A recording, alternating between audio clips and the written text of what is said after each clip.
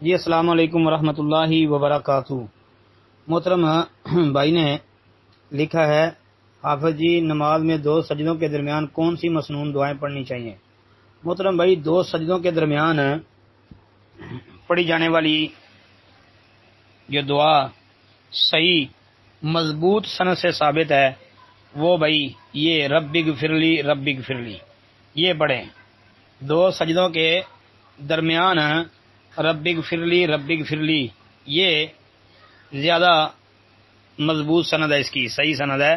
یہ سنن نبی داود کے اندر 874 نمبر اور سنن نسائی میں 1070 نمبر پر موجود ہے، جبکہ اس کے برعکس وہ جو مشہور دعا ہے اللہم اغفر لی ورحمنی واہدنی وعافنی وارزقنی، یہ والی دعا یہ بھائی سند کے اعتبار سے کمزور ہے۔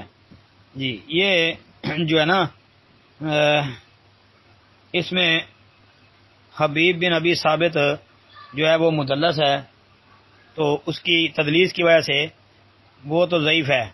اب باقی صحیح مسلم کے اندر جو ہے یہ آتا ہے کہ نبی صلی اللہ علیہ وسلم جب کوئی آدمی مسلمان ہوتا تو جب اسے نماز سکھاتے تو پھر حکم دیتے کہ یہ کلمات پڑھ، یعنی اللہم اغفر لی ورحمنی واہدنی وعافنی وارزقنی یہ بھائی خاص دو سجدوں کے درمیان کی دعا نہیں ہے، یہ نماز کے اندر پڑھنے کا حکم ہے۔ تو اس عموم کے اعتبار سے بعض اہل علم کا خیال ہے کہ دو سجدوں کے درمیان جو ہے پڑھنا یہ بھی ٹھیک ہے۔ تو ٹھیک ہے بھائی، اگر کوئی دو سجدوں کے درمیان یہ لمبی دعا جو ہے اللہم اغفر لی ورحمنی واہدنی وعافنی وارزقنی یہ والی پڑھ لیتا ہے، یا اس کے علاوہ بھی کچھ الفاظ بعض روایتوں میں ہیں، اگر یہ پڑھتا ہے تو ٹھیک ہے، کیونکہ صحیح مسلم کی جو عام دعا ہے، یعنی عموم سے جو صحیح مسلم کی حدیث کے عموم سے جو ثابت ہوتا ہے تو اس کو مد نظر رکھ کے اگر کوئی پڑھتا ہے تو پڑھ سکتا ہے۔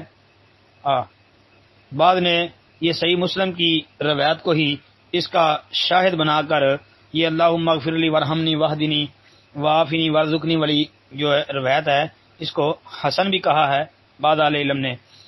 لیکن بھائی اس فقیر کا جو اپنا عمل ہے وہ یہی ہے کہ دو سجدوں کے درمیان رب اغفر لی یہی زیادہ راجح سمجھتا ہوں اور یہی پڑھتا ہوں، عمل سے بھی یہی ثابت ہے، کیونکہ اس کی سند اس روایت سے زیادہ مضبوط اور زیادہ ٹھیک ہے۔